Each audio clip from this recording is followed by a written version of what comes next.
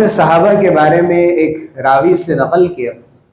لم یکن اصحاب رسول اللہ صلی اللہ علیہ وسلم متحزقین ولا متماوتین بل كانوا يتناشدون الشعر في مجالسهم۔ صحابہ ایسے نہیں تھے کہ وہ بالکل بجھے بجھے سے ہوں، سمٹے ہوئے ہوں اور بہت ہی تنگ نظر ہوں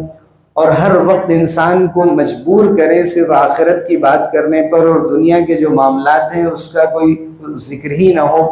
اور نہ یہ تھا کہ وہ بجھے بجھے سے تھے، متماوتین بھی نہیں تھے کہ زبردستی لوگوں پر